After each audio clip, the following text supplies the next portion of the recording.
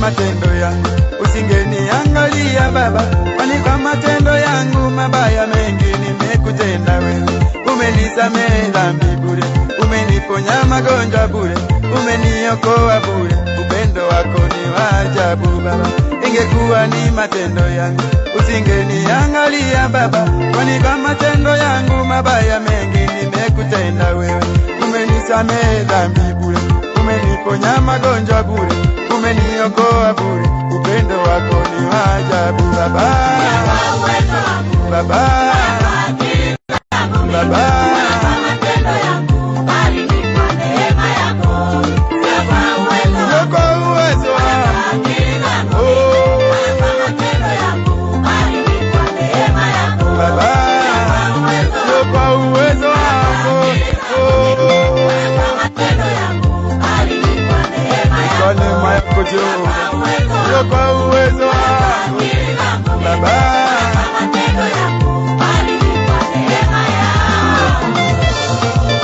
Yes, wimbo wake mtume Philbert Lekule unajulikana kama sio kwa uwezo wangu.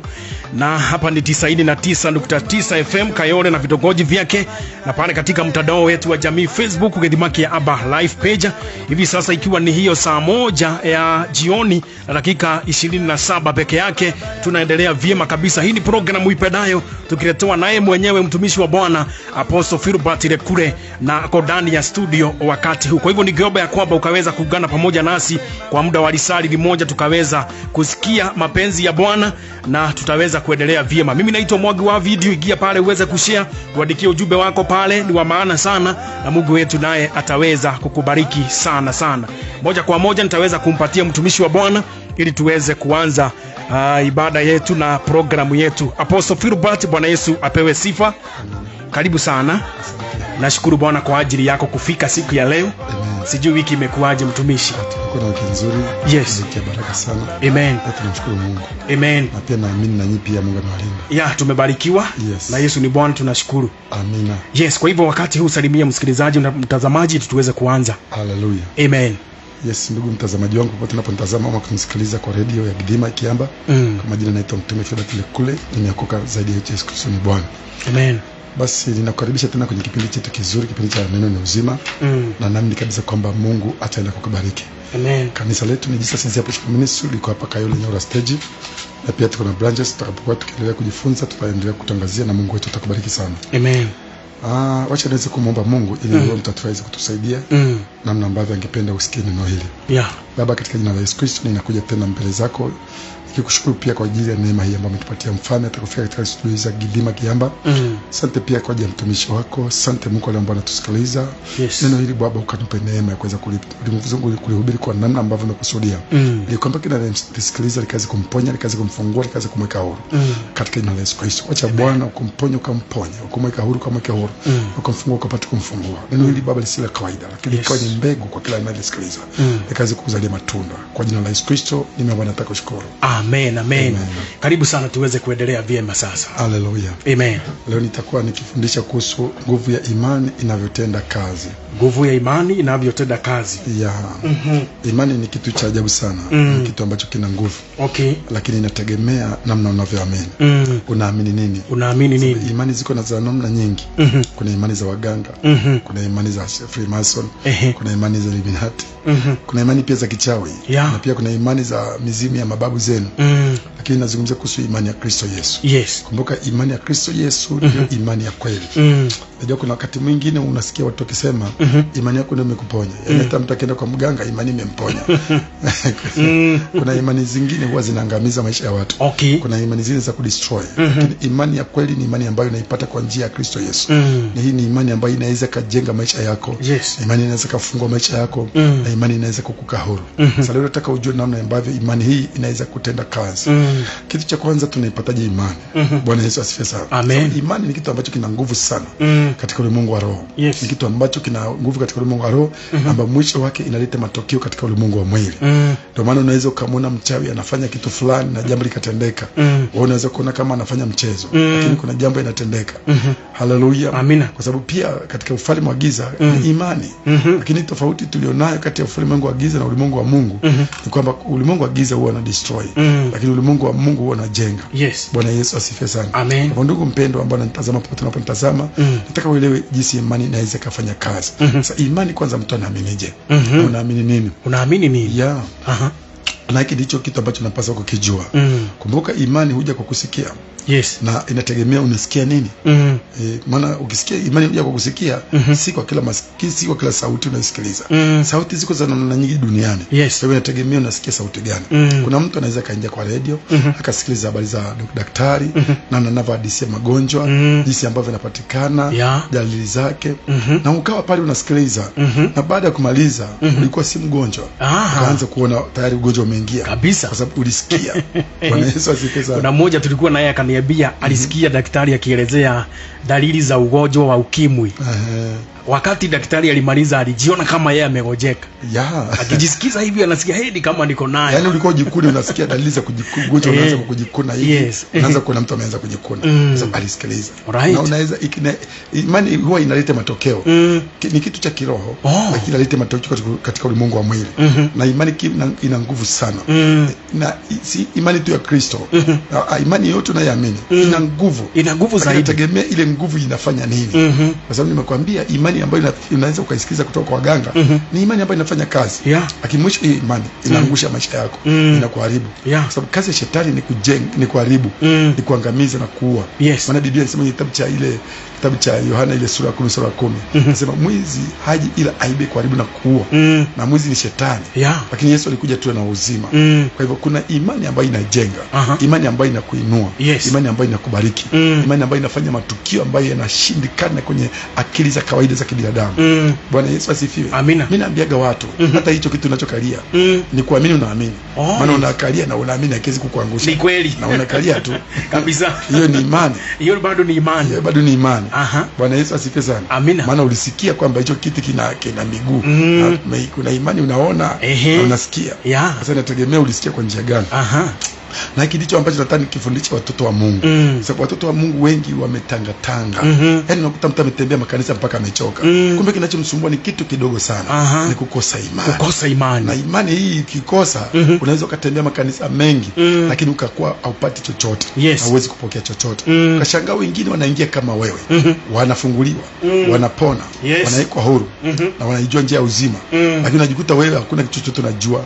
Bwana Yesu asifiwe sana. Amen. Na hiki ndicho kitu nataka nikufundishe mtu wa Mungu. Ukibeba imani, hautapelekwa na mafundisho ya huku na kule. Kwanza siku hizi watu careful sana. Mafundisho yako na nyingi sana mtumishi. Kuna mafundisho kwa internet, ukiingia kwa Facebook mafundisho yako, ukiingia kwa Facebook mafundisho yako, ukiingia kwa YouTube mafundisho yako, na walimu wako wengi. Sasa hii lazima Mungu akusaidie. Uwe careful sana. Maana unaweza kupotea. Maana hizi nyakati za mwisho, nyakati ambazo pia shetani anahubiri kutumia watumishi wake. Ndio maana kile kitabu cha Wakorintho wa kwanza na wa pili, ile sura 11 sura 13 inasema kwamba shetani hujigeuza kama malaika wa nuru. Kwa hivyo hata watumishi nao wake nao hujigeuza wakawa kama malaika wa nuru. Kumbuka mtumishi wa uongo hawezi kuja kwa jina jingine, anakuja kwa jina la Yesu. Maana Yesu ni original. No fake without original. Yes. Sasa tuanzie kile kitabu cha kitabu cha Warumi ile sura ya 10 sura 17. Yes. Mtu wa Mungu ambaye ananitazama na ananisikiliza, naamini hii neno la leo litakusaidia kwa namna nyingi sana. Kuna watu ambao watasikiza neno before nimemaliza wameshapona, wameshafunguliwa, wameshaanza kuona mwangaza, ndoa zao zinapona kwa jina la Yesu. Amen. Katika Warumi 10 mstari wake wa 17 inasema hivi, basi imani chanzo chake ni kusikia. Kwanza imeweka koma. Exactly. Chanzo chake ni kusikia. Sasa inategemea wewe unasikiza nani? Unasikiza nani? Unasikiza wapi?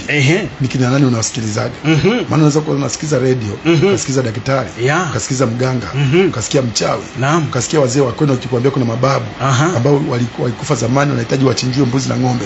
Hiyo ni imani bado. Na bado ni imani. Na inawezekana inaonekana kwamba inatenda kazi, lakini mwisho wa siku unakuta inakuharibu. Maana imani inayojenga, imani ambayo ina uzima, imani ambayo ina uzima wa milele, imani ambayo inabariki ni moja tu, ya Yesu Kristo. Ni Yesu Kristo. Haleluya. Amen. Na kusikia huja kwa neno la Kristo. Kwa hivyo ukitaka kupata imani ya kweli, lazima ije kwa kusikia kwa neno la Kristo. Sasa imani ni nini? Na inafanya kazi vipi? Imani ni kitu ambacho unaamini na una uhakika nacho, yes, lakini hakionekani katika ulimwengu wa mwili. Kitabu cha Ibrania, mtumishi wa Mungu, yes, katika kitabu chake cha Waibrania ngapi? 11 sura ya kwanza. Mwanaka wa Ibrania 11 mstari wake wa kwanza. Basi imani ni kuwa na hakika ya mambo yatarajiwayo, ni bayana ya mambo yasiyoonekana. Unaona, nikutolee mfano mmoja. Yes. Biblia imetuambia hapo, imani ni kuwa na uhakika ya mambo ambayo hayajaonekana. Yaani ni kuwa na uhakika na hicho kitu. Yes. Imani katika ulimwengu wa roho, yes, ina nguvu sana. Na inaleta matokeo katika ulimwengu wa nini? Wa mwili. Mtu wa Mungu, nataka unisikilize. Yes. Mimi nilikuwa mgonjwa. Na mtu yule ambaye nilifuata alipeleka kanisani nikaombewe. Okay. Akanipeleka kanisa la maombezi. Okay. Vile nilifika, nikaona wagonjwa wanabebwa. Wengine hawana yani unakuta miili yao imekwisha. Wako mahali mahututi. Yes. Nikaanza kuona wanaambiwa simama utembee. Mimi hata kabla sijasikia, kwa kuona tu imani yangu ilianza kujengeka. Kwa hivyo kuna imani pia ya kuona na kuna imani ya kusikia. Lakini imani strong zaidi ni imani ya kusikia, ile ya kusikia kwa neno la Kristo. Neno la Kristo ndio kweli. Yes. Bwana Yesu asifiwe. Amen. Usijali. Hallelujah. Amen. Sasa mtumishi wa Mungu, nataka watu wanielewe. Yes. Kwamba imani ni kitu ambacho uone, lakini kina nguvu. Sasa inafanyaje kazi? Imani, yes, inaaminiwa katika moyo. Hebu tusome kitabu cha Warumi ile sura 10 sura 10. Yes, Warumi 10, Warumi 10 mstari wake ni huo wake wa 10. Warumi 10. Nayo Biblia inasema hivi, mstari wake huo wa 10 inasema, kwa maana kwa moyo mtu huamini hata kupata haki, na kwa kinywa hukiri hata kupata wokovu. Sikiliza mtu wa Mungu. Yes. Kwa moyo mtu uamini, kile unachokiamini, yes, kinakuwa ni haki yako. Kiwe ni sawa ama si sawa. Okay. Kiwe ni kibaya ama kiwe kizuri. Chochote utakachoamini, yes, kinafanyika haki yako. Unapoamini kitu kibaya, kitakuwa ni haki yako. Ubaya utakupata. Ukiamini kuwa katika hali fulani, yes, hiyo hali itakupata. Maana inakuwa ni haki yako. Bwana Yesu asifiwe sana. Amina. Sasa ili imani itende kazi, lazima iambatane na kuconfess, yani kukiri kile ambacho unakiamini. Yes. Maana Biblia inasema kwamba kwa imani, kwa moyo mtu amini, hata kupata haki. Yes. Wokovu tulipata, ilikuwa ni haki yetu baada ya kuamini, alafu tukakiri. Ndio maana wokovu mtu harithishwi na baba yake. Wokovu sio dini. Kama mtu anasema nimezaliwa Katoliki, nimezaliwa Uislamu, nimezaliwa Pentecoste, nimezaliwa sijui Lutherani, sijui nimezaliwa Redeemed. Hakunaga kuzaliwa kwa Redeemed. Hakuna. Kuzaliwa kwa imani ni kile kitu unachoamini ukiwa na akili timamu, kwamba umesikia, ukachukua maamuzi. Bwana Yesu asifiwe. Amina. Maana Biblia inasema kwenye kitabu kile cha Marko sura 16 kuanzia sura 15. Yes. Anasema akawaambia, nendeni duniani kote mkahubiri injili kwa kila kiumbe. Aamini na kubatizwa ataokoka. Kwa hivyo anayeamini ni mtu mzima mwenye akili timamu. Yes. Leo tuko na madhehebu ambao wanabatiza watoto, mtoto hajaamini. Unaona, mchungaji amesimama pale, anauliza mtoto, umemkataa shetani? Wazazi wanaitika badala yake. Badala ya mtoto. Wanasema tumemkataa. Anasema na mambo yake yote mtoto hajasema. Mtoto hajakiri, hajaamini. Maana sio haki yake, kwa sababu hajaamini yeye mwenyewe. Sio, hawezi kupata ule wokovu kwa sababu hajakiri yeye mwenyewe. Yes. Ule mtoto anapokuwa mtu mzima, anakuwa malaya, anakuwa jambazi, anaingia Freemason, anakuwa anaabudu wachawi, kwa sababu hakuwa ameamini. Mlimfanya tu aitwe kwamba ni Mkristo, lakini ndani si Mkristo. Si Mkristo ndani. Mkristo wa kweli ni yule ambaye anasikia kwa kuamini. Bwana Yesu asifiwe sana. Amina. Leo tuko na Wakristo na ni walevi, tuko na Wakristo ni makahaba, tuko na Wakristo na watu wa mimba, tuko na Wakristo ni wachawi, kwa sababu hawakuamini. Wakiwa hawakuamini, wanasema nimebatizwa, akinaitwa Peter. Kubatizwa si kupewa jina. Hapana. Kubatizwa maana yake ni kuzaliwa mara ya pili.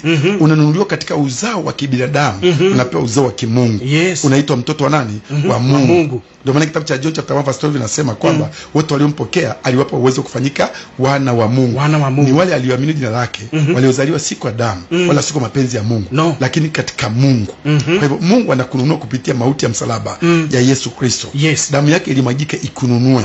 Unaitwa mtoto wa nani? Wa Mungu. Bwana Yesu asifiwe sana. Kwa hivyo ukisema kwamba mimi naitwa Peter, mimi ni Mkristo, na unapigwa risasi ni jambazi, wewe ni muongo. Unasema wewe ni Mkristo na wewe ni malaya, wewe ni muongo. Hata kama unaenda kanisani unatoa sadaka, hujakuwa Mkristo, bado wewe ni mtumwa tu. Ndio maana shetani anakuonea, ndio maana laana za kwenu hazikuachi, ndio maana magonjwa bado yanakutesa, ndio maana divorce bado inakuingilia. Unakuta watu ni Wakristo wana divorce, watu ni Wakristo wanatoa mimba, watu ni Wakristo ni majambazi, watu Wakristo ni waongo, watu Wakristo na mipango ya kando. Hakuna Mkristo namna hiyo. Mkristo ni mtu anatolewa kwenye dhambi, anazaliwa kwa mara nyingine, anaitwa mtoto wa Mungu, anaanza kutembea maisha ya imani. Kile kinafanya mtu aanze aishi bila dhambi ni imani. Maana pasipo imani huwezi kuishi bila dhambi. Ni kweli. Hakuna mwanadamu anaweza kuishi bila dhambi. Ni vigumu sana. Tumisha Mungu hata nimekaa hapa naweza kuwa nimekufikiria vibaya. Ni kweli. Hata naweza kuta nimewaza mtu vibaya. Maana nimekaa tu hapa. Maana mawazo inatenda dhambi, macho inatenda dhambi, masikio inatenda dhambi, miguu inatenda dhambi, mikono inatenda dhambi, hata kifua chako kinatenda dhambi. Viungo vyote vya mwili vinatenda dhambi. Sasa utaishindaje dunia? Ni vigumu. Kwa hivyo lazima kwanza uamini ili ile nguvu ya imani ianze kufanya kazi. Hallelujah. Kwa hivyo tulimwamini Kristo, tukazaliwa mara ya pili, tukaitwa watoto wa Mungu. Ile nguvu ya imani ikatufanya tuweze kuacha dhambi. Maana kawaida ni vigumu. Ni vigumu. Tuna Wakristo ambao wameokoka, lakini bado wanasema kwa maneno wameokoka, lakini ndani hawajapata wokovu. Maana hata mbingu haziwajui.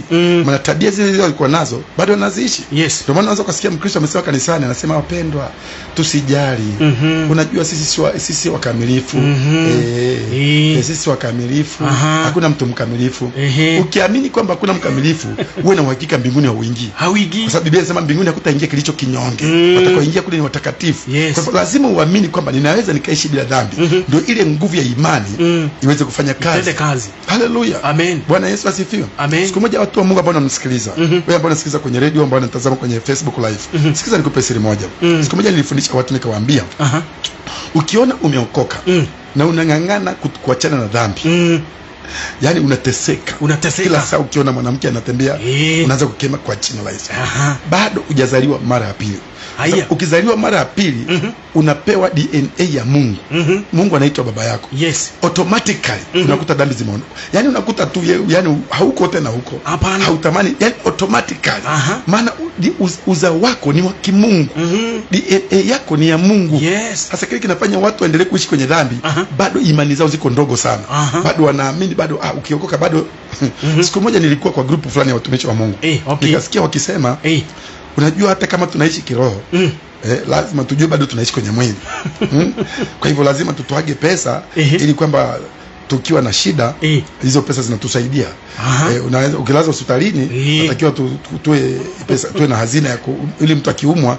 Sasa wewe unapoamini kwamba ili ukilazwa ili ukitoa yani unapoamini kwamba nikitoa pesa yangu nikitoa pesa yangu ni kama nitakuwa na nikija nikiumwa, uwe na uhakika 100% magonjwa lazima takufuata, vifo lazima zitakufuata. So hicho ndicho ulichoamini kikawa haki yako. Unapokiconfess lazima kitatokea automatically. Sheria ya imani ni kuamini iwe haki yako na kukiri kifanyike. Hiyo ndio sheria ya imani. Unaweza kuta makanisa fulani wakipanga mipango ya kwamba mtu akikufa tutakuwa tunatoa hii.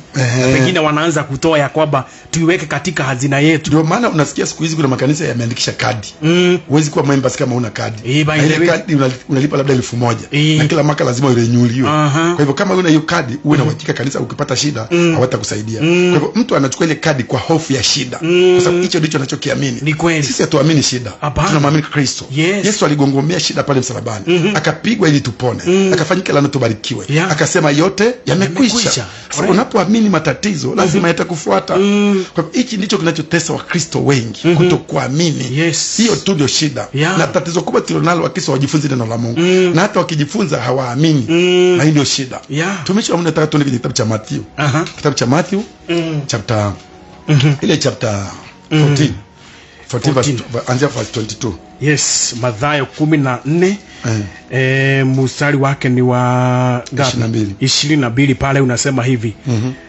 Mara akawalazimisha wanafunzi wake wapande shoboni na kutagulia mbele yake kwenda ng'ambo. Wakati yeye alipokuwa akiwaaga mkutano, naye alipokwisha kuwaaga makutano, alipanda mlimani faragani kwenda kuomba. Na kulipokuwa jioni, alikuwako huko peke yake. Na kile shobo kimekwisha kufika katikati ya bahari. Kinataabika sana na mawimbi, maana upepo ulikuwa wa mbisho. Hata wakati wa zamu ya 4 ya usiku, Yesu akawaendea, akaenda kwa miguu juu ya bahari.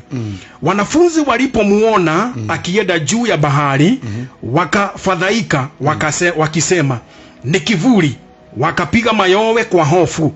Mara Yesu alinena akawaambia, jipeni moyo, ni mimi, msiogope. Petro akamjibu akasema, Bwana, ikiwa ni wewe, niamuru nije kwako juu ya maji. Akasema, njoo. Petro akashuka shoboni, akaenda kwa miguu juu ya maji ili kumwendea Yesu. Lakini alipoona upepo akaogopa, akaanza kuzama, akapiga yowe akilisema, Bwana, niokoe. Mara Yesu akanyosha mkono wake, akamshika, akamwambia, ewe mwenye imani haba, mbona uliona chaka? Hallelujah. Amen. Sikiliza. Yes. Hapa watoto wa Mungu ambao mnanisikiliza. Yes. Hapa Yesu alikuwa ameacha wale wanafunzi.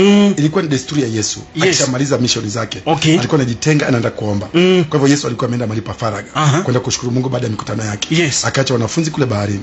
Na Biblia inasema kwamba wakati aliacha kule baharini kulikuwa na upepo na ulikuwa unawasumbua sana. Yes. Lakini baadaye Yesu akatoka mahali alikuwa ametoka. Akaenda kwao akitembea juu ya maji. Juu ya maji. Walipomuona wakaanza kuwaza kwamba ni mzimu. Bwana Yesu asifiwe sana. Yesu alipoona wanawaza hivyo, akaambia, msiogope, ni mimi. Ni mimi. Petro akamwambia, ikiwa ni wewe Yesu, basi niruhusu nitembee juu ya maji. Yesu akamwambia, ni mimi, njoo. Immediately jamaa aliamini. Vile alivyoamini ikawa ni haki yake. Na akaamini kabisa kwamba nitatembea. Akaanza kutembea juu ya maji. Yaani alikanyaga maji ni kama anakanyaga mawe. Bwana Yesu asifiwe, mtu wa Mungu. Amen. Wewe ambao unanitazama, akakanyaga maji ni kama anakanyaga mawe. Lakini dhoruba zilipotokea, akaacha kuangalia ile imani alikuwa nayo. Akaanza kuangalia dhoruba. Hivi ndivyo Wakristo wengi wanapata shida. Unakuta una tatizo, umeenda kwa Kristo, Yesu amekusaidia. Baada ya kukuokoa, umepona magonjwa yako, umepona shida zako. Alafu mwisho wa siku, majaribu mengine yanatokea. Unaanza kuangalia majaribu. Wakristo wengi wanaangalia shida kuliko kuangalia Mungu ambaye umempokea. Unajua, usiangalie shida ulionayo. Vitu vingine unafaa kuviginoo na kuvidharau. Unaona shida lakini unaikataa. Nasema ni naye Kristo Yesu. Bwana Yesu asifiwe. Amina. Mtu wa Mungu, kinachokutesa mahali ulipo ni kukosa imani. Kukosa imani. Unaweza ukatoa sadaka nyingi. Unaweza ukafanya maombi mengi. Unaweza ukapanda mbegu nyingi. Unaweza ukafunga na kuomba. Lakini pasipo imani, hakuna kitu kita happen. Hakuna. Biblia inasema kwenye kitabu kile cha Yakobo ile sura ya kwanza mstari wa 6, ya kwamba mwenye shaka asidhani kwamba atapokea kutoka kwa Mungu. Maana mwenye shaka ni kama wimbi la bahari. Linachukuliwa na upepo, linaenda huku na huku na kule. Bwana asifiwe. Amina. Mtu wa Mungu nisikilize. Imani kuwa na uhakika ya kitu ambacho hujaona. Mimi nilipokuwa mgonjwa, nilipoona wale wagonjwa pale, nilisikia imani. Nikaanza kuamini mimi nitapona. Mhubiri alipotokea akaanza kufundisha neno. Neno likaanza kunijenga zaidi. Pendwa, nilipojengwa kwa neno, ugonjwa ulitoweka. Leo niko hapa na mhubiri Kristo katika jina la Yesu. Nawe kama uko mahali ulipo, inawezekana kushida ulionayo, tatizo ulionalo si kutoa pesa, si kupanda mbegu, si kununua mawe na vifagio, ni kuamini tu. Na bahati mbaya tulionayo leo, Wakristo wengi hawajifunzi neno. Na hata wakijifunzia neno, hawafanyi practice. Hawaliamini. Imani lazima ufanye practice. Ukisikia Biblia inasema, kile kitabu cha Marko, ile sura 15, mstari wa 17, inasema ishara hizi zitafuatana hao waaminio. Kwa jina langu watatoa pepo. Na wewe jaribu kutoa pepo. Umekaa kanisani miaka 3, miaka 4. Toa pepo na wewe. Jaribu kutoa. Utaweka mikono juu ya ugonjwa utapata afya. Na wewe weka mikono juu ya ugonjwa utapata afya. Watu wengi wanasema hiyo ni kazi ya pastor. No, Biblia haijasema pastor. Hapana. Haijasema apostle. Nabii, mchungaji ama mwinjilisti. Inasema kila anayeamini. Ishara hizi zitafuatana naye. Na ndio unaona Yesu hakuambia wanafunzi wake wakatengeneza washirika. Today tunatengeneza washirika. Unajua kanisani mtu anaweza kuja awe mshirika na kesho aondoke. Ni kweli. Maana mtu akiingia kwenye chama chako, kesho anaweza ka left. Lakini mtu akiwa darasani akisoma, anajua anasomea nini. Lazima akazane na masomo mpaka afikie hatima ya masomo ile kitu anasomea. Ni kweli. Kwa hivyo tatizo tulilonalo makanisani leo, tumetengeneza washirika, hatujatengeneza wanafunzi. Sasa tungetakuwa tumetengeneza wanafunzi, watu wakiwa wakijua kwamba wale wanafunzi, watajua kile wanachokifanya. na wakimaliza watahitimu. Ndio maana Yesu akasema mwanafunzi aweze kumpita mwalimu, lakini akishahitimu atakuwa kama mwalimu. Yesu alipomaanisha hivyo, hakumaanisha kwamba huwezi kumpita. Kuna mahali unaweza, acha nikwambie kitu. Mtumishi unaweza kuzaa mtoto akakupita na upako. By the way ni kweli. Lakini haimaanishi yeye ako juu yako. Hapana. Eti yeye sasa ndio nasikia kwa Mungu kuliko wewe. Sasa anaanza kuja kukemea na wewe ni baba yake. Haiwezekani. Hicho ndio Yesu alikuwa anaweka discipline. Kwamba hata kama utakuwa na upako kiasi gani, huwezi kumpita mwalimu. Lakini utakuwa kama yeye. Kwa hivyo upako unaweza ukampita. Haleluya. Amina. Ndio maana kiwete anazaa mtu anayetembea. Unaweza kuwa na watu 50, ukazaa watoto wanabeba watu mamilioni. Na bado utakuheshimu tu, ni baba yao. Na damu anavyoendelea kukuheshimu, ndio vizidi Mungu anazidi kupaka kuatia upako. Very true. Kuna watu wengine leo wameenda kanisani, ameona upako kametembea tu, ameanza kutembea na bruskes na koti refu na kuandika chief apostle na nini, majina mengi pale, matitles. Akienda kanisani hata pasa akihubiri, yeye ana koti zile mambo ile pasa ameongea tu ambayo anasikia ni kama hizi hazina point. Yeye ameanza kujitafutia watu kwa kanisani. Hii ni makosa. Wanafunzi wa Yesu walipokwenda kuhubiri, walihubiri mapepo yakawatii. Vyote walitembea ndipo wakiona. Petro akaja akishangilia. Alipokuwa akishangilia, Yesu akamwambia usishangilie kwa sababu mapepo yanawatii. Shukuruni kwa sababu, yani furahini kwa sababu majina yenu yameandika wapi? Maana alikuwa anataka kuwatia tu discipline, watulie tu. Bwana Yesu asifiwe. Mtu wa Mungu anatazama, wewe unasikiliza. Kumbuka imani inatenda kazi baada ya kuamini, inakuwa ni haki yako. Na imani lazima ifuatane na confession. Lazima ukiri kile ulichokiamini. Bwana Yesu asifiwe sana. Amen. Na wacha nikwambie kitu kimoja. Mimi naambiaga watu wapendwa. Shida moja ya Wakristo wengi wamefanywa kuwa watumwa wa kuombeombewa kila kona. Unakiwa mikono mpaka unakuwa mweusi kwenye uso. Kwa sababu hujai kujua kile ambacho Mungu amekuitia, na hujai kujua haki yako kwa Mungu. Yesu aliposema tuwafanye watu kwa wanafunzi, ili wakishahitimu nao wafanye vile alifanya. Haleluya. Sababu Yesu aliwaachia wanafunzi mamlaka na nguvu na uwezo wake. Waponye kama yeye, wafungue watu kama wao. Bwana kama Yesu. Yaani wafanye kile kitu ambacho Yesu alikifanya. Na wakaambia na wao pia waende wawekeze kwa wengine. Leo watu wekeze kwa watu. Tunatengeneza tu kwa washirika. Ndio wakiona mende kwa nyumba wasikie wakupigie tu simu. Pasa kuna mende sio kawaida. Ndio wakipata shida tu simu. Mtoto anahoma tu simu. Utakoma lini? Si mama, jifunze neno la Mungu kwa bidii. Ukienda kanisani leo mtumishi, utaona watu wanajifunza neno na wako na notebook na wanaandika. Lakini Jumapili waulize kama walifuatilia yale mambo waliandika. Utaona hakuna hata mkono hata mmoja umeinuliwa. Wanakutia moyo, wanakusikiliza na wanaandika. Lakini ukifika nyumbani wameweka pale. Utakuwa lini? Huwezi ukakuwa. Hauwezi. Bwana Yesu asifiwe. Amina. Na hiki ndicho kitu kinatesa watu wengi. Tumishi wa Mungu, wale ambao mnanisikiliza mko hapo. Kwa hapo ni mama, kijana, mzee na mtoto mko hapo mnanisikiliza. Nataka nikwambie kitu kimoja. Mungu anataka ufanane na yeye. Kumbuka Mungu aliposema dunia iwepo, hakuna material alitengeneza. Alitumia. Hakuna simenti. Alisema tu iwe na ikawa. Na wewe umefana. Mtu yeyote amempokea Yesu anafananishwa na Kristo katika jina la Yesu. Amina. Haleluya. Kwa hivyo ndugu mpendwa wa mtazamaji, ambao nitazama popote unaponitazama, Mungu anaangalia imani. Leo tuko na Wakristo wengi. Shida ziko kila mahali. Kwenye ndoa, divorce. Mtu wa dunia kitariki, wakitalikiana na watu waliokoka. Hata tuko na mapasa ametariki. Wengi. Na wanafundisha watu. Sasa nikuulize wewe mama, kama pasa alifukuza mke wake, wewe mzee, alafu wewe unaenda kumuomba pasa kupatia ushauri, anawezaje kukusaidia na yeye hakushinda? By the way, umewahi kujua kwa nini Biblia inasema mtu akitaka kuwa askofu ametamani kazi nzuri? Kitabu cha 1 Timothy chapter 3 from verse 1 inasema mtu huyo hakikishiwe kwamba amelea nyumba yake vizuri na watoto wake vyema, na hajastahiliwa kwa neno lolote. Na mstari wa 5 unasema mtu asiyejua kulitunza nyumba yake mwenyewe atalitunzaje kanisa la Mungu? Haitawezekana. Na tuko na dini zingine zina watu ambao hawajaoa. Utaongezea watoto nyumbani kwako. Sasa unafikiria kwenda kwa Yesu ni dini? Hapana. Bwana Yesu asifiwe, mtu wa Mungu. Nisikilize. Mtu ambaye hajashinda hawezi kukufundisha kushinda. Hawezi. Ndio maana Mungu anasangira analeta changamoto hata kwa mapastors ili wakizishinda waje wakusaidie. Ndio maana unaweza kuona pastor amesema pale akatoa testimony mpaka ikakushangaza ukajiuliza ni kweli. Hiyo ilikuwa ni shule. Mtumishi, nikupe siri.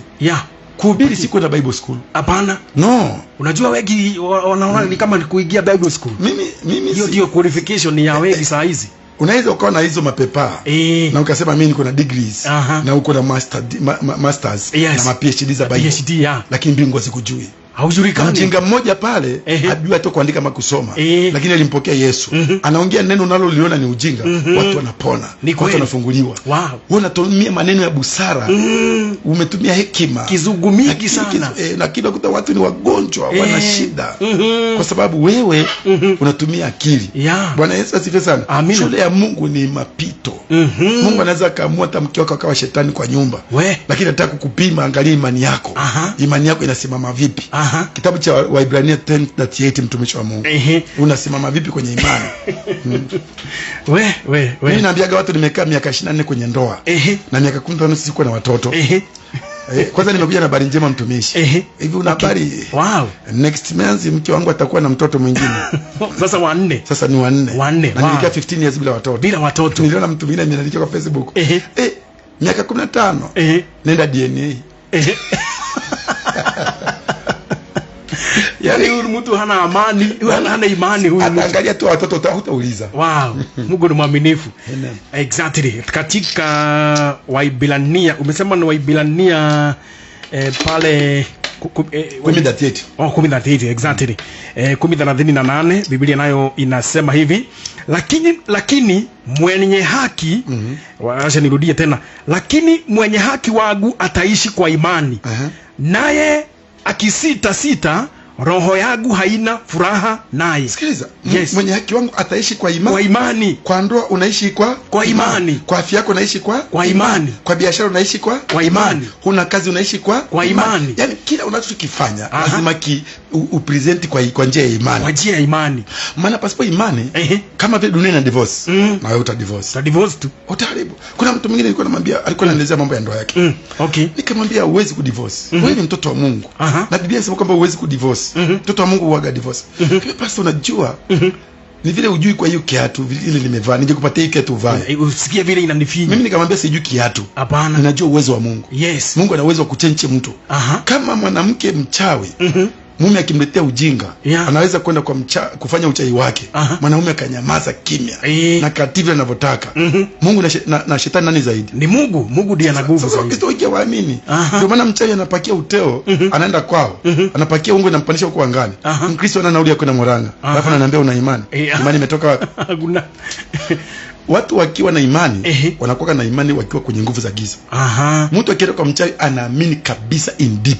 Anaamini kabisa.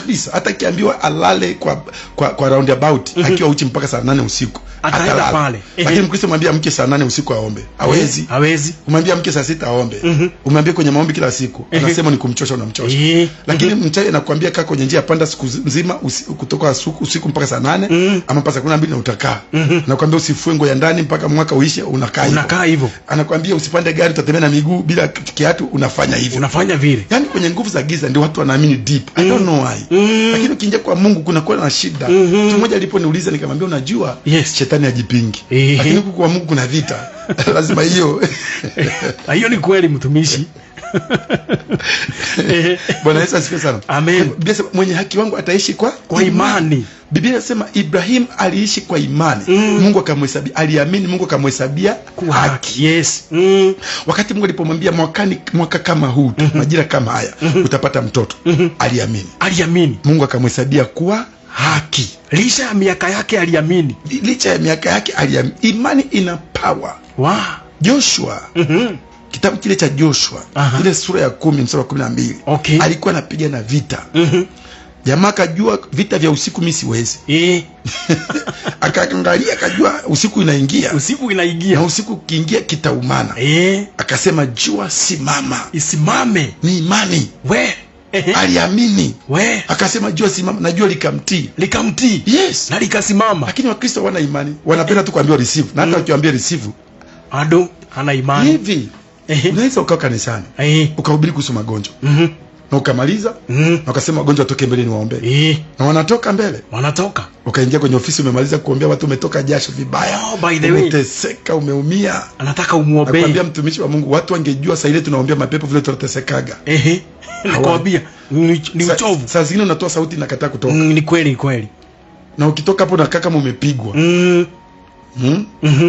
Unaenda unakaa kwenye ofisi umetulia. Unasikia kuna mama anataka kukuona hapa. Kuna mzee anataka kukuona. Mwambie ingie. Unataka nini mzee? Unajua mchungaji, mimi niko na ugonjwa hapa. Ni kama hiyo ugonjwa imenikalia sana ipo. Na asali ile tulihubiri kuhusu magonjwa. Tuliita watu waje waombewe. Kwa hivyo hata nikimwombea hapo haponi. Matokeo yake atatoka hapo aende kwa manabii. Huko ataambiwa atolee viatu, huko atauziwa mafuta, atauziwa vifagio na mawe. Sasa hawataki kutembea katika neno. Bwana Yesu asifiwe. Na kitu kingine kinafanya watu wanapata shida sana. Hawaendi kanisani kutafuta Mungu, kumwabudu Mungu. Wanaenda kanisani watendewe. Ndio nasikia hiyo kanisa nilienda mimi, ukienda kwa hii kanisa huwezi tendewa. Mimi nilienda hapo sikutendewa. Kwa hiyo ulikuja utendewe. Watu wameenda kanisani waabudu Mungu. Kutendewa ni extra. Kutendewa ni bonus. Kutendewa ni Sasa unakuta unaenda tu kanisani. Mimi nimekuwa na makesi, watu wanakuja kanisani siku 2 3 wanakimbia.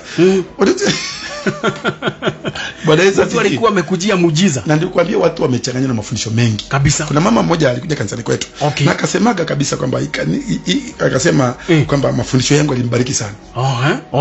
Yalimbariki sana. Sasa siku moja nikaambia watu watu walete maji. Watu walete, kila mtu alete maji yake kesho, nitaombea hiyo maji. Mungu alinipatia tu ufunuo. Sasa sijui nimesikia mafundisho wapi, mimi I don't know. Sema pasta ni kama akaanza kuambia watu kwa nje, pasta ni kama anapotea. Mbona ameombea watu maji? Mimi sijauza. Tatizo ni kuuza. Vitendea kazi si dhambi. Ukisoma kwenye kitabu cha Mtumishi, tusome tu hapo sasa. Acha tuisome. Kitabu cha Matendo ya Mitume 19. Matendo ya Mitume 10 na ngapi? 11. 19 11. Acha nikibie pale 19 11. Yes, nimefika pale Matendo ya Mitume 19 na mstari wake ni huo wa 11. Yes, 19:11 nimefika pale. Inasema hivi. Mungu akafanya kwa mikono ya Paulo miujiza ya kupita kawaida. Inaendelea kusema hivi. Hata wagonjwa wakaletwa. Hata wagonjwa wakaletewa leso na nguo zilizotoka mwilini mwake. Magonjwa yao yakawaondokea, pepo wachafu wakawatoka. Sasa nikuulize swali. Kutumia mafuta si dhambi. Hapana. Kutumia vitambaa si dhambi. Kabisa. Hata ukisikia hapa napinga, sipingi kwa sababu vinatumiwa. Lakini unauziwa kuuza. Na kuvifanya kama sanamu na kuzisifia kama sanamu kwa kanisa. No, hizo vitu vinatumika, lakini kwa sababu ya ambao hawajamwamini Kristo. Biblia inasema kwamba miujiza si kwa sababu ya wale ambao wanamjua Mungu. Ni kwa sababu ya wale ambao hawajamjua. Kwa sababu sisi tunatembea ndani ya miujiza. Ni kama ni ya watoto katika wale watoto katika. Kwa hivyo ukiona Mungu ameleta ufunuo kanisani, wa kusema kwamba kaleteni maji pasta wayaombee. Kuna watu fulani Mungu amejua imani zao bado hata ukiwajenga kwa neno haziingiani. Lakini anajua kwa njia hii watapona kwa sababu Mungu anahurumia watu wake. Kwa hivyo Mungu aliponipatia ufunuo, mtasema sasa naanza kutafuta watu kanisani na watu wa kanisani. Kamba pasta ni kama amepotea. Kwani aliona nikienda siku nyingine. Mara moja tu historia imeishia hapo. Na siwezi kusifu maji. Ni kweli. Nikiona unaanza kusema hii maji si ya mchezo. Hii maji ukichukua tu, hii maji inaponya. Hii maji ukichukua tu mambo yako shida imeisha. Sasa hapo ndio tunakosana. Sasa unaanza kutoa imani kwa watu kwa imani yao kwa Yesu, waingize kwa vitu. Unasikia mtu akisema hii maji nimeiombea kwa siku 21, nimekuwa mlimani. Kuja ununue. Imagine kuja ununue maji 50,000, 20,000 vitambaa. Biblia inasema kwamba hata wanafunzi wa Yesu walipaka watu mafuta na wakawaponya wagonjwa wengi. Bwana Yesu asifiwe. Amina. Sasa tatizo ni watu wanakwenda kwa mafundisho mengi. Sasa imani zao zinaanza kuchanganywa. Unakuta imani imeanza kubadilika. Mimi nasemaga ukienda mahali ukisikia pasta wako amefundisha kitu ambacho unaona akiendani na kile unachokijua, nenda kwenye ofisi yake. Muulize swali. Uulize swali. Pasta, nimesikia ukifundisha hivi. Mimi kuna kitu sijaelewa. Hata Yesu alikuwa anaulizwa maswali na wanafunzi wake. Wakati walipokuwa wanashindwa kumuelewa, walikuwa anaenda kumuuliza maswali. Unaweza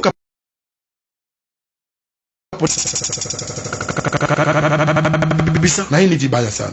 Bwana Yesu asifiwe sana. Amina. Jenga imani yako kwa neno. Nenda kwa ukiona kitu hujakielewa, kitafute kwenye neno. Utakipata kwenye neno. Neno litakusaidia kujenga imani yako katika jina la Yesu Kristo. Amina. Biblia inasema kwamba imani wenye haki wangu wakiishi pasipo imani. Nasema wataishi kwa imani. Na wakisita sina furaha na wao. Sasa inawezekanaje mtu anafanya divorce? Pasta ameacha bibi yake. Na ameoa mwingine. Na anaongoza watu. Hivi inaingia kilini kweli ya kuongoza? Wale kuna failure. haiwezi kuingia akilini kabisa. Kwa sababu hata Biblia yenyewe inakataza kabisa.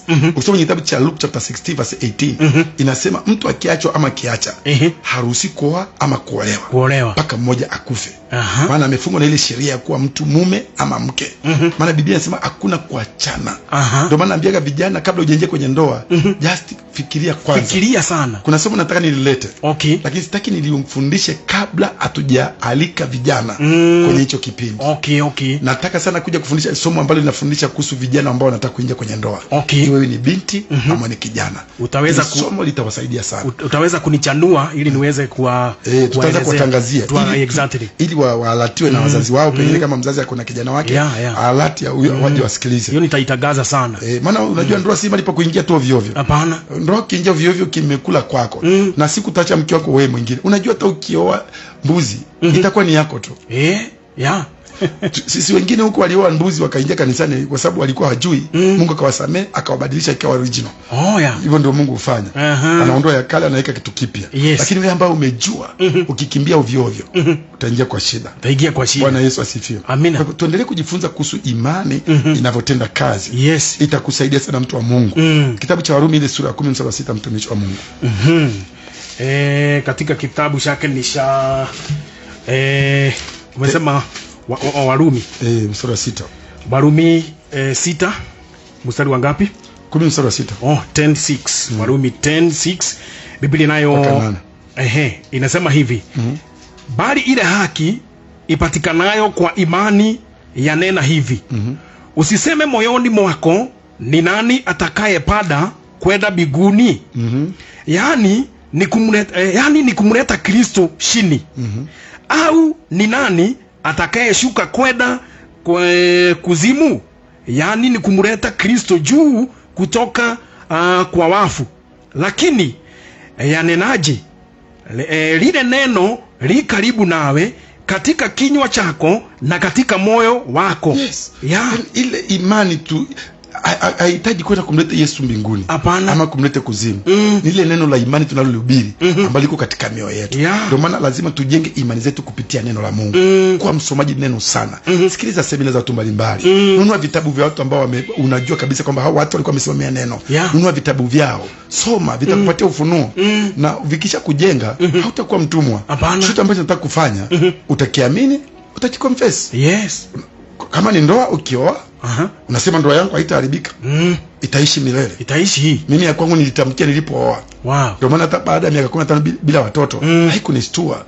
Bado nguvu ya Mungu iko juu yangu. Maana Mungu anafuatilia neno lake alifanya. Bwana Yesu asifiwe. Amen. Siku moja niliambia watu wengine, Mungu afuatilia hata maombi yako kwa sababu naomba ndio akujibu.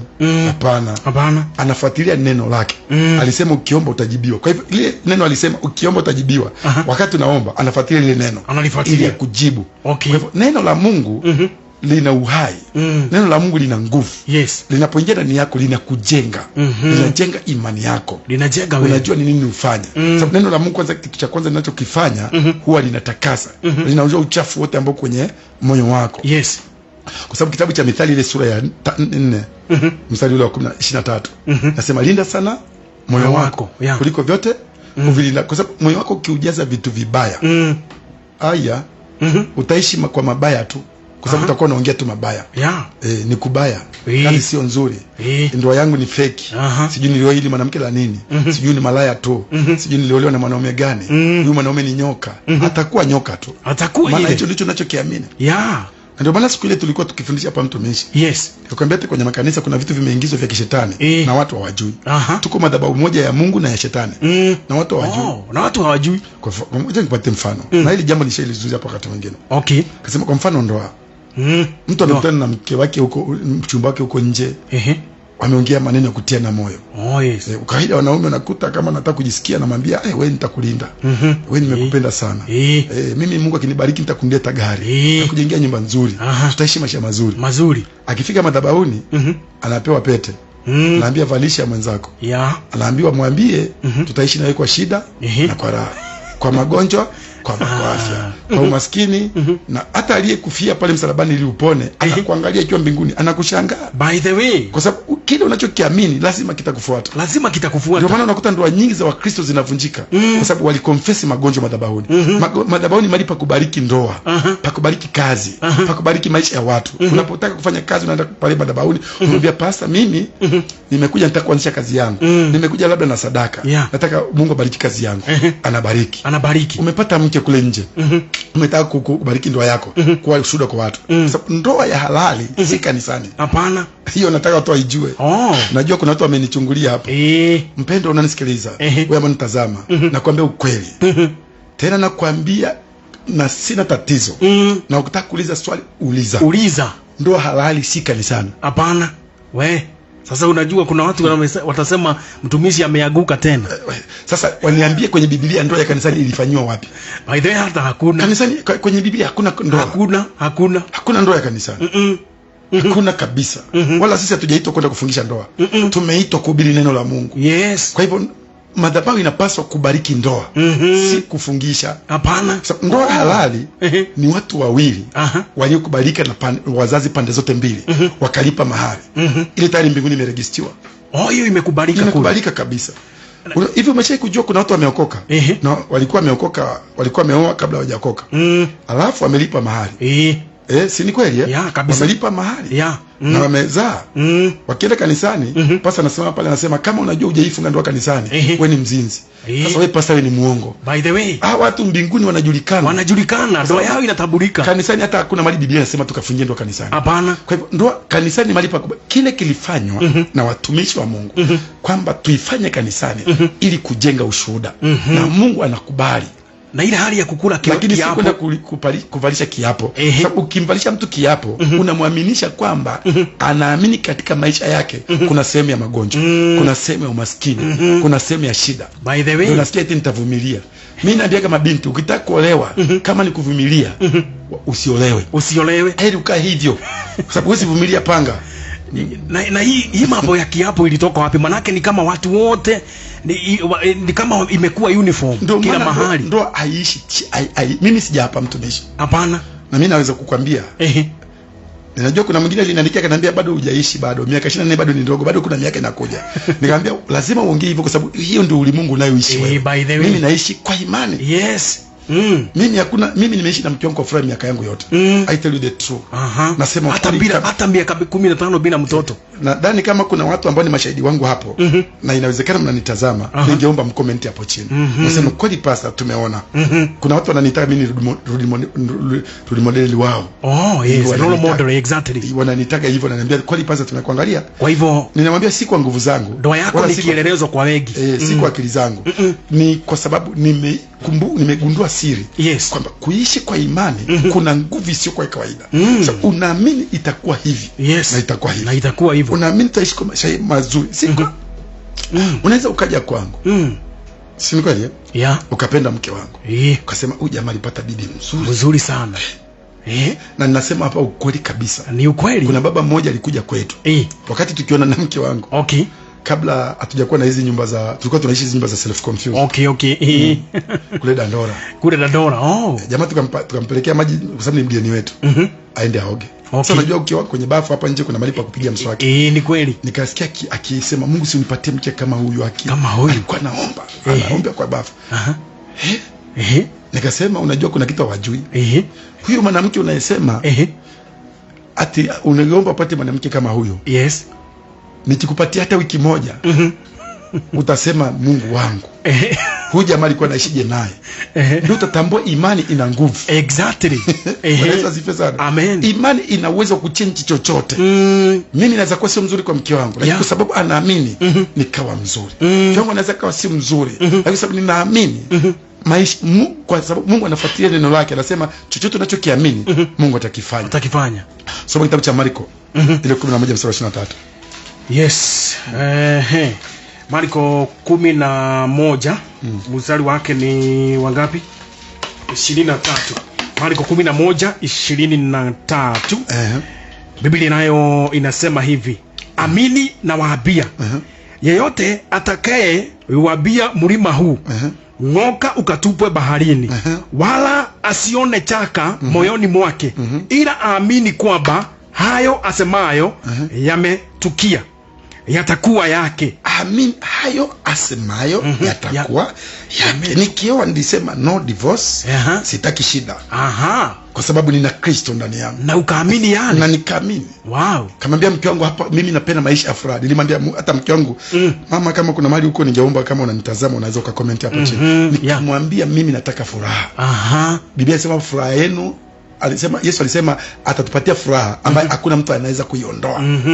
Nikakamata hiyo. Wow. Kwa hivyo ninaishi nikiamini Mungu, hata kama nitakutana na changamoto nitazishinda. Sababu niko na Kristo ndani yangu. Amen. No divorce. No. Kwa sababu ninaamini Kristo. Mwenye haki wangu ataishi kwa imani. Naye sita sina furaha. Naye kinachotutesa wa Kristo ni kukosa imani. Na kuwa na mashaka. Biblia inasema kwamba Mungu ametupatia kuwa na ufunguo wa kufunga na kufungua. Right. Soma kitabu cha siku moja pia nilifundisha watu. Niliambia watu walete ufunguo kanisani.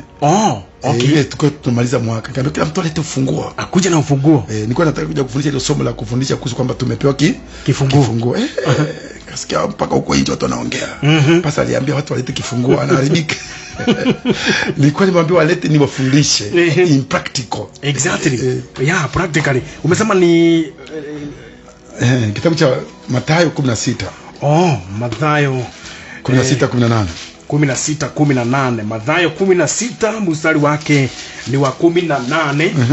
Nayo Biblia yasema hivi mstari wake wa 18. Nami nakuambia wewe ndiwe Petro, na juu ya mwamba huu nitalijenga kanisa langu, wala mlango ya kuzimu haitalishida.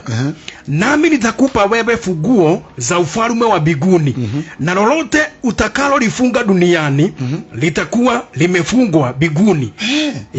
Lolote utakalofunga duniani, anasema kwamba nitajenga kanisa langu juu ya mwamba huu, na malango ya kuzimu haitaliweza.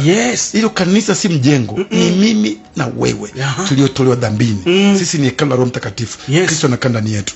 Kwa hivyo milango ya kuzimu haituwezi. Alafu akatupatia ufunguo wa kufunga na kufungua. Pia kataki na mama, saa zingine ukiona mzee wako anakusumbua wacha kulialia, funga hiyo mlango. Siku moja nilikuwa nafundisha church, kaambia wapendwa sikilizeni. Wakati mwingine mume wako akikutuma sigara, usianze kukemea useme ni pepo. Hapana. Chukua pesa kanunue sigara. Maana shetani unaweza kuta anakupima akili. Maana anajua tangu kabla hujaokoka mume wako alikuwa hajakutumaga sigara. Lakini sasa ile umeokoka anataka kuconfirm. Maana Biblia inasema kwamba watini waumezeni kwa kila jambo. Kitabu cha Ephesians chapter 5 I think kuanzia pa 25 pale. Inasema wapendeni waumeze nini? Kuanzia 22 pale wanawake vile wanavyoelezwa wapendwa wamezao watii waumezao na nini. Nasema watini kwa kila jambo. Kwa hivyo Biblia haijaika limit. Kwa hivyo unaweza tii kwa kila jambo. Nikamwambia msikatae. Kwa sababu ukikataa shetani atakuwa ameshakupata na hatia. Mume wako sio pepo, ndio maana mko naye. Kwa kukuka kwako wewe haikumaanishi bwana wako ni pepo. Unapaswa kumbadilisha wewe. Chukua ile pesa, nenda kanunua sigara. Ukinunua ile sigara, izungumzie. Yesu alisema mlima utauhamisha kwa maneno. Na wakati utakapohamisha kwa maneno, usipoona shaka, itakuwa ya kwako. Sema kuanzia leo nafunga huyu mzee hatafuta tena sigara na atakuwa mtumishi wa Mungu. Na kuambia ukimfikishia, ataivuta hiyo siku, atakohoa, ataenda hospitali. Hospitali utamwambia ukijaribu kufuta sigara haumalizi nukta 10 hujakufa. Utaenda. Si umefunga bwana. Kabisa. Bwana Yesu asifiwe. Amen. Imani ni kitu unachokiamini, kinakuwa ni haki yako. Kitabu cha Petro na hicho cha Mathayo 18. Mathayo 18:18 ndio mtumishi wa Mungu. Kwa mtu wa Mungu ambaye unanitazama unanisikiliza, please nataka ujeuze moyo wako sasa. Kwa sababu usipokuwa na imani utakuwa unatembea makanisa mengi, utatoa sadaka nyingi, utafilisika, lakini hakuna kitu kitafanyika kwako. Kuwa na imani. Na kama wewe ni Mkristo uliokoka, kama kuna vitu umeamini havijafanyika, elewa inawezekana kuna mapenzi ya Mungu yako hapo. Na ili Mungu ajitukuze kwako. Hata mimi nikaa miaka 15 bila watoto, niliomba sana, nilitoa sadaka sana. nilifunga sana, lakini Mungu alinyamaza. Kwa sababu ilikuwa ni test. Test haiondolewi na maombi. Test haiondolewi na kutoa sadaka. Test haiondolewi na kufunga. Ukiletewa mtihani lazima ufanye umalize, ili Mungu ajue kama umequalify. Ndio maana nikasema Bible school ya Bible yani shule ya Mungu ni mapito ili kukutengeneza. Ndio maana sasa hivi naweza kukuambia hata kama uko tasa, Mungu anaweza kukupa watoto na ukawapata on the spot in the name of Jesus. Amen. Just believe. Nisoma mtumishi. Inasema hivi, amini na waambieni, yoyote mtakayofunga duniani yatakuwa yamefungwa mbinguni, na yoyote mtakayo yafungua duniani yatakuwa yamefunguliwa mbinguni. Hallelujah. Amen. Biblia inasema yoyote mtakayofunga duniani yamefungwa mbinguni. Mungu ametupa uwezo na mamlaka. Unachotakiwa jifunze tu neno. Kuwa mtu wa maombi. Kuwa mtu mwenye kiu. Nguvu ya Mungu iko ndani yako, si ya kawaida. Katika jina la Yesu. Usio mtumwa kuombeombewa. Utakuwa lini? Mbona umekaa kanisani miaka 10 bado unavutwa na manabii? Bado wewe ndio unatembea na vitambaa, bado unatembea na mawe. Utakuwa lini? Kuwa sasa. Kuwa mtu ambaye umekuwa mtu mzima. Kubali kuwa mtu mzima, mtu wa Mungu. Usikubali kuvutwa na mafundisho hapa na pale. Hapana. Utakuwa mjinga na utakuliwa. Biblia inasema kwenye kitabu cha John chapter 40 verse 12, Yesu akasema, amini nawaambieni, mtu anayeniamini mimi, kazi nizifanyazo atafanya kubwa kuliko hizo. Just believe. Confess what you need. Confess kile ambacho unatamani kwenye maisha yako. Kama ni mke mzuri, ni mume mzuri, ni nyumba nzuri, gari nzuri, huduma kubwa, jaribu kuconfess. Alafu jaribu kuamini, alafu anza kuconfess. Kumbuka imani inatenda kazi kwa kuamini, inakuwa ni haki. Kwa kukiri inatendeka. Katika jina la Yesu Kristo. Amen. Hallelujah. Amina. Kwa hivyo ninaamini mtumishi wa Mungu, mahali ambapo watu wamesikiliza neno la Mungu, najua limekujenga kabisa, na Mungu ataendelea kukujenga kabisa. Na itafika mahali wewe mwenyewe uanze kujihoja. Kuna kitu nimekumbuka. Moyo wako uweke kwenye neno. Hebu soma mtumishi kitabu cha nimekitaja, lakini nimetaja hiyo, lakini sikuwa nimetaja hiyo kitabu. Kitabu cha John chapter 15 verse 3. Alafu usome kitabu cha Marko 7 kwanza 21, tumalizie hapo. Kwa hivyo kwanza tuanze na Yohana 15. Yohana 15 mstari wake ni wangapi? 3. Mstari wake ni wa 3.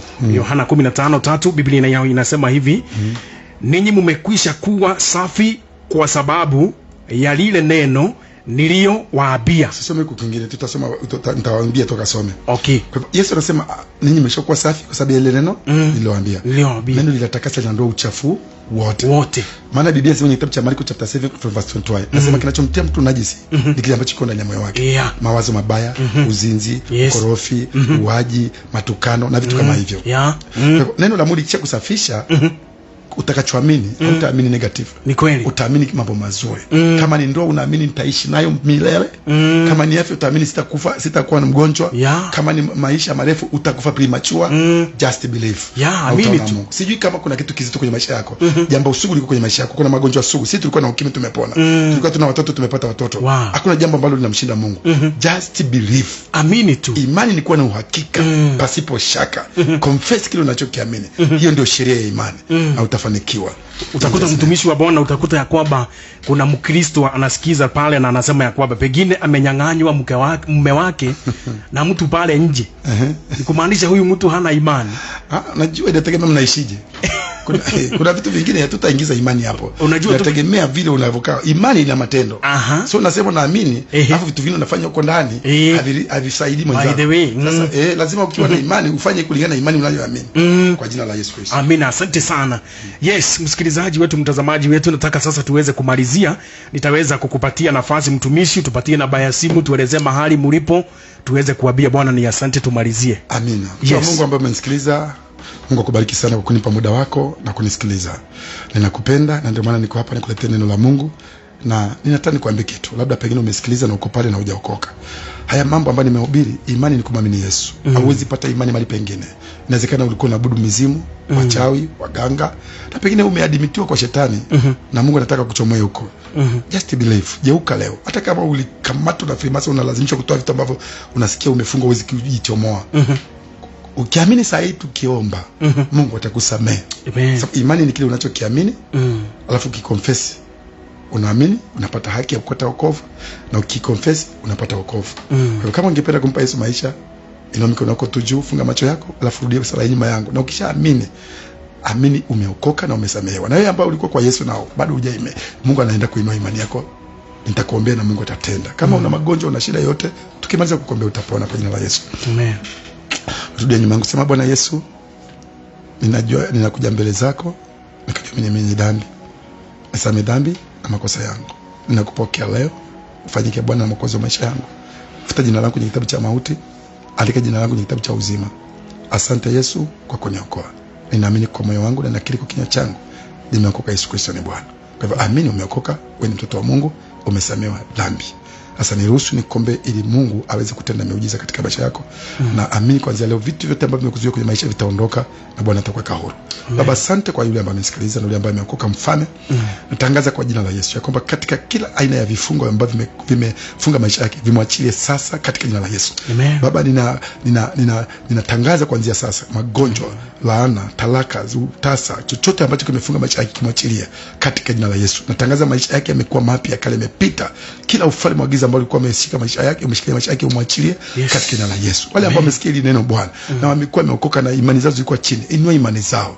Maana Petro pia alikomba kaongeza imani yake. Na kuanzia sasa natangaza imani zao ziinuke kwa jina la Yesu Kristo. Kila mmoja natangaza chochote ambacho kimekuwa kifanya akose amani, kimwachilie na awe huru. Magonjwa, utasa, chochote ambacho kimemfunga, katika jina la Yesu nimetangaza uwe huru. Na kuanzia sasa wewe umekuwa huru na wewe ni mzima kwa jina la Yesu Kristo. Amen. Majina yangu naitwa Mtume Philbert Lekule, nimeokoka, Yesu Kristo ni Bwana.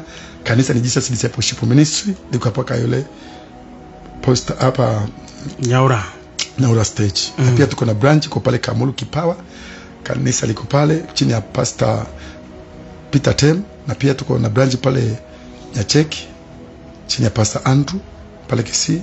Pia tunaona kanisa pale Githurai 45 pale kwa Rele chini ya Pastor Josephine Wanza.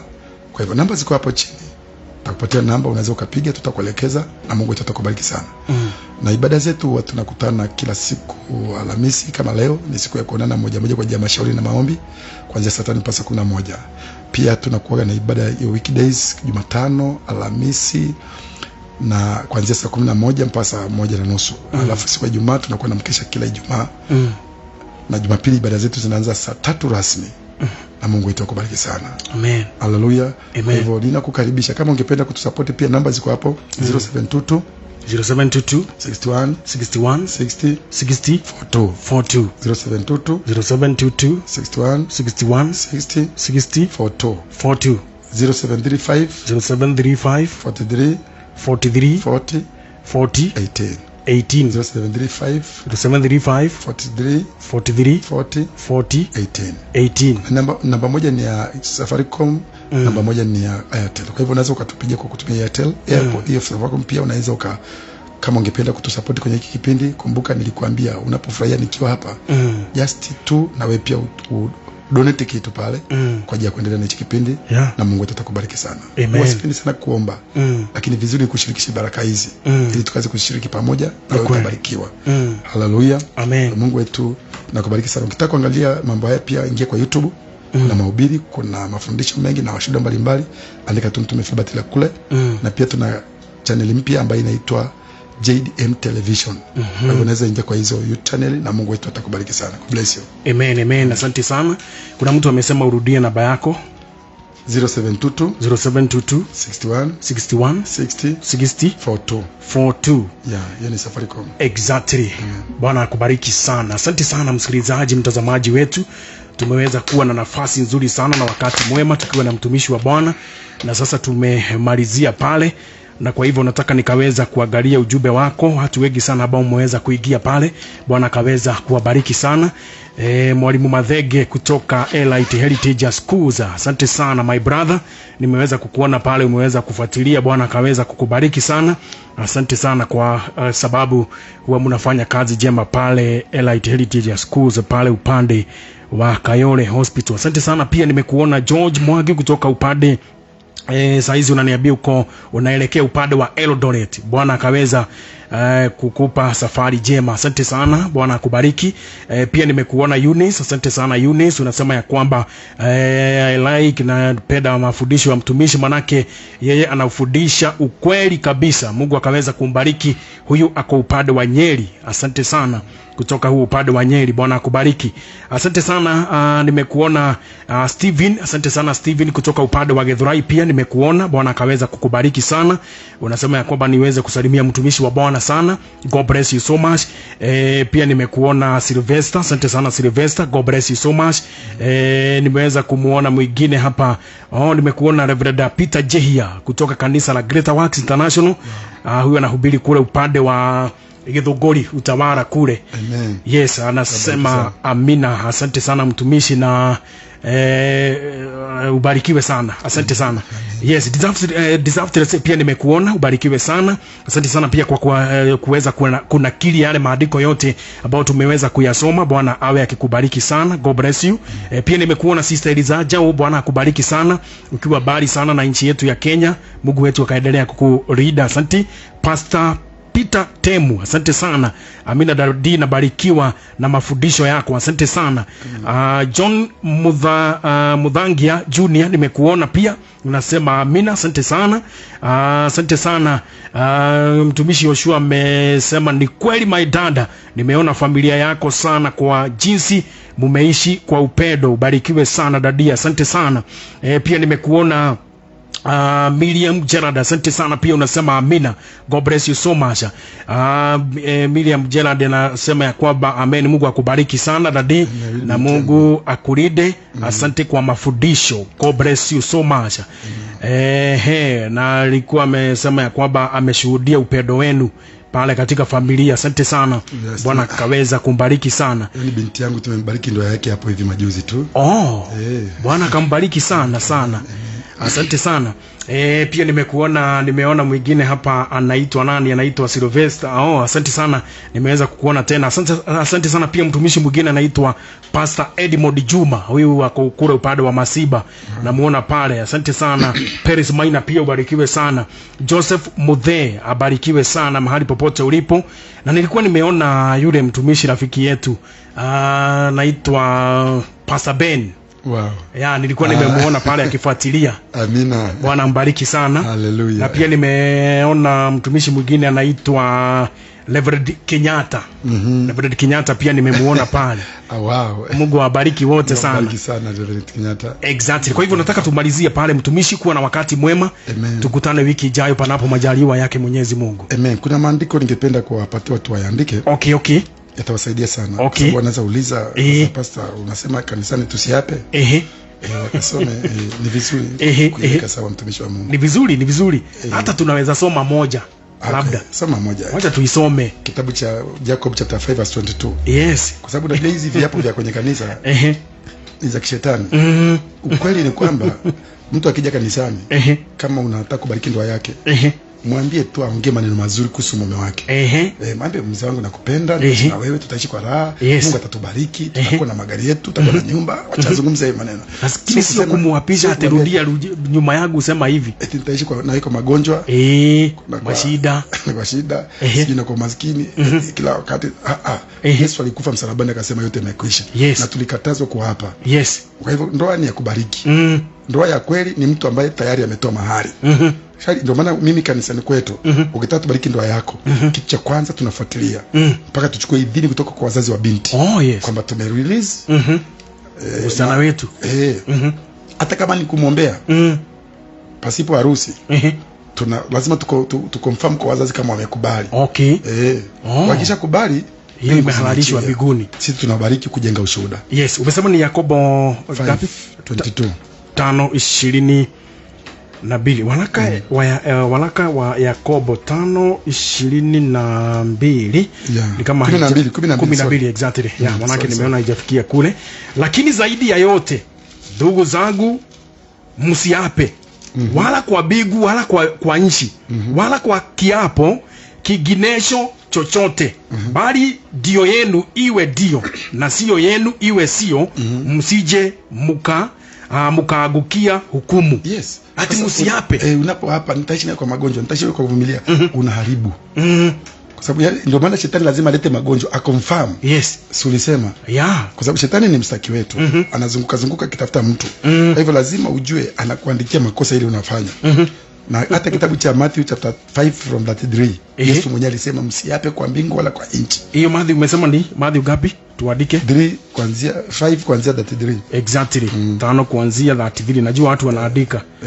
Yeah. Mimi huwezi kuja kanisani kwetu na kufungia ndoa na kuambia sema wakati wa ama nifundishe ndoa nikuvumilia. No. Kuna mambo ya kuvumilia. Yeah. Kwa mfano kama vile tuliishi bila watoto. Hiyo ni kitu ya kuvumilia. Hiyo ni kuvumilia. Lakini huwezi vumilia panga. Hapana. Huwezi vumilia vita bwana. Ungolee meno. Nikupatie binti yangu mngoe meno na naambia anavumilia. No. Ndio maana lazima tuje tufundishe mafundisho ya vijana ambao wanataka kuingia kwenye ndoa. Hii mtumishi nataka unitangazie kabisa tuipangie tarehe. Yes. Na kama ni kijana unanisikiliza, hiyo siku na kuomba uiweke maanani. Yes. Na alika wengine. Nitakufundisha kitu ambacho kitakusaidia sana. Ili usije ukaingia ndoa. Yeah. Vibaya. Exactly. Ndoa ni kitu sensitive sana.